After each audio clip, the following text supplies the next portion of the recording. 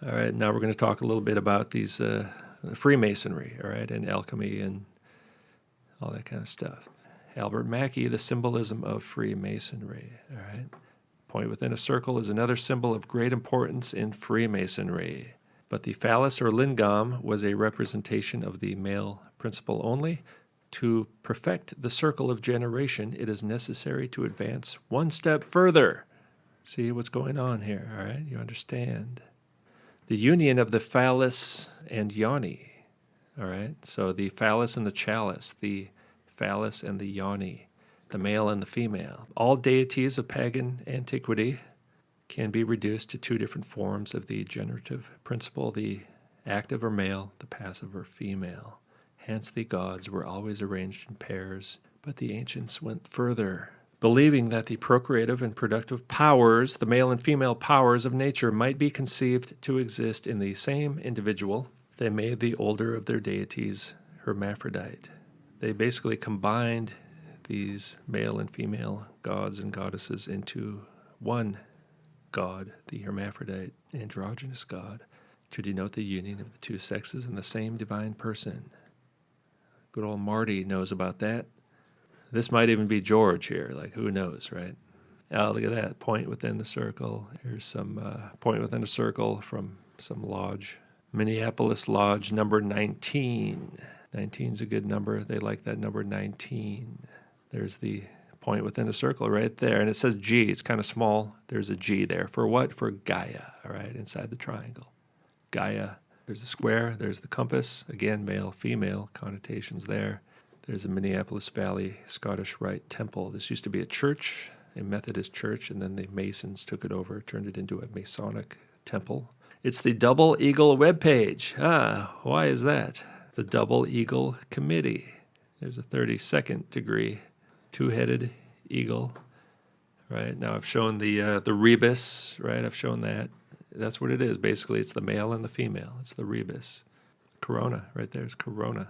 To lose it all and rise up again, all right, like the phoenix, is the sign of a Mason. Now, where did President Trump go on her first trip after the pandemic? He or she went to Phoenix. And where did Smashing Pumpkins begin their reunion tour in 2018? Phoenix, all right? Order from chaos. The male and female, the winged entity, the horns, the light. That's the Baphomet, all right? This is from a Masonic website right here. And the cross, breasts, right? Breasts. Dissolve and coagulate, all right? That's order out of chaos. Right now they're dissolving the world, and it's going to coagulate soon. The crown, the Kether, the Antichrist, the Messiah of Judaism and Kabbalah and Freemasonry. And the eagle symbolism. Sometimes there's only one head, but it represents the same thing. It would kind of freak people out. Russia has the two heads, and some countries do use the two-headed thing. Any type of winged bird-like figure is it's the phoenix, but it's really the pagan gods. Satan and the other rebellious entities, the principalities and powers, do control all the governments in the world, actually. All right, that's what they're telling you right here. Then they have their human agents like the Rockefellers and the Rothschilds and the Trumps and the Bushes and all these people, right? And this is on your U.S. passport, right? I have a U.S. passport. It looks just like this is on my U.S. passport. If you go to any other country, you're seeing the same exact thing, all right? What's the difference? There's no difference at all. There's the Albert Mackey book. Again, the two-handed androgyne, the crown, all that stuff. There it is again. Yeah, that's kind of the goal right here, right here. We're going to see more of this, all right? It also believed by many that the symbol of the double-headed eagle and its meaning evolved from the symbol of the two-faced Janus. Janus was a god of beginning and transitions. In fact, Trump said, right, the third quarter he actually named the third quarter of this year as a transition to greatness. That's what he said. It's a transition to greatness. All right, so we're in a transition to greatness. The rebis is two things, and these two things are one thing, which is called elixir. Know that the secret of the work consists in male and female, and active and passive principle. The dual-natured rebis was usually depicted as a two-headed royal figure, also often as a double-headed eagle. All right, it says it right there. Double-headed eagle equated with the alchemical stone of the philosophers. Male, female, Mercury, the androgyne, double-headed eagle. Mysterium, magnum, studium, universale. The aim of the alchemists, wrote Joseph Campbell, was to achieve not a terminal perfection, but a process ever continuing, which their stone, the philosopher's stone, should become at once the model and the catalyst, a process whereby and wherein all pairs of opposites, eternity and time, heaven and hell, male and female, youth and age, should be brought together by something midway between perfected and unperfected bodies. The double-headed eagle, the alchemical rebis, or stone of the philosophers, symbolizes this process, the magnum opus or great work of spiritual regeneration. Through its unification of opposites and association with alchemical fire, the path of regeneration and ascent up the tree of life is indicated. Yeah, here's Joseph Campbell, a hero with 1,000 faces. In fact, I think I read this book when I was in college. Hey, look, it's Mr. Statue of Liberty. Now, I should read this again because there's a very deep, serious significance to wearing a mask. The masks of God, right? Primitive mythology. They're making us participate in their pagan rituals, basically, at the very least, right? Here's a CNN webpage. New World Order may see U.S. lose out. Donald Trump's chaotic strategy, a strategy of chaos. And the purple people eater, right? Unicorn with one eye. The third eye, there's Prince, right? One eye, the third eye.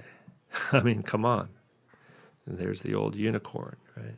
Now, I do believe, and this is controversial, but I believe Prince was male. Just, look at pictures of him. Look, you can see his bone structure. He's walking around half naked most of the time. But he's so androgynous that he always has been a transvestite, all right? There's the mask of God right there. Prince. That is Prince, all right? That's Prince. Now, Prince dresses like a woman full time, all right? This is Prince. Faked his death, pretends to be his sister with a bit of prosthetics, right? They changed the nose a little bit. This is basically, it's a mask. It's a mask of God, all right? It's a mask of the pagan gods. Look at those glasses. Who wears glasses like that? Nobody. It's a wig, all right? Maybe put on a few pounds even, but a lot of that's just makeup. And the dude had a movie studio. He lived in a studio that it was a recording studio, but he also had a movie studio there as well. He's got all this kind of stuff, access to makeup and clothes and hair and costumes, basically, disguises. Look at that brow bone there, man. This is Prince. It's the same person, different disguise, all right? Look at how androgynous he looks, right? That's why people think he's an FT. He's so androgynous that people think he's a woman. I think he's born male, all right? But so androgynous that, yes, he's a transvestite. He's always been androgynous, all right? And there's his androgynous wife, who is also born male. That's male to female, transgender. Prince has always been a transvestite, right? There's the sign. What kind of sign were they telling people at the Super Bowl, right? One of the largest pagan festivals in the world. And there's Prince with Mr. Beyonce with the shoulders. And again, Prince with Mr. Beyonce with the shoulders and the arm and the narrow pelvis and a mysterious bulge. And look at this symbol. What is that? Look closely at the icon because there's a lot happening. Most obviously, it merges ancient symbols for man and women, creating a new sexual gender fluid one, kind of like the people who work in the city hall in Minneapolis. A new sexual gender fluid symbol, a new man and woman, a new normal, right? And then they put that symbol at the Super Bowl. Look at that. It's right there in the Super Bowl. Derives from a combination of the symbols for both male and female. All right, second witness. Supposedly entered his consciousness during meditation. There's Minnesota, right? There's the purple people eaters, the purple rain, R-E-I-G-N. It all started back here. This video is kind of part 2 of the previous one. Governor of Minnesota, married to Mr. Rockefeller. And they still control Minnesota, and they're the ones starting these riots to bring order out of chaos.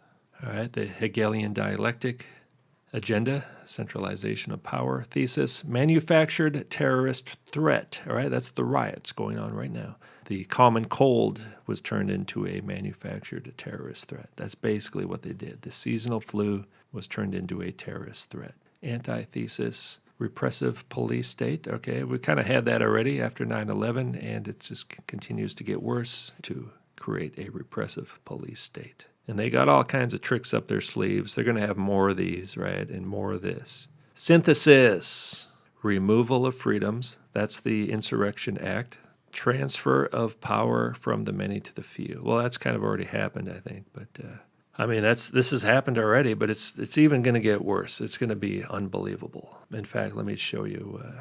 South Korea closes schools again amid coronavirus spike days after reopening. Does this look like an open school? It's basically a prison. I mean, this is like some kind of torture chamber. They're like cows eating food, right? I mean, this is lunchtime in South Korea at a school that was reopened that they've closed again already. It's probably better they close it. These children are traumatized. Can you imagine growing up in a society like this? I mean, it was bad enough already. This is the new normal. They're feeding the farm animals. That's what it is. The entire world is a prison. So yes, they're going to so-called reopen places, but you're just going from one part of the prison to another. And now they're getting down to the final goal, to sterilize us, to eradicate us, to at the very least reduce the population. Whether it's going to be quickly or slowly, because we'll have to see, and possibly turn us into hybrids, change our DNA, all kinds of stuff. I mean, these people are pros, man. They know exactly what they're doing. They're experts on human manipulation and control.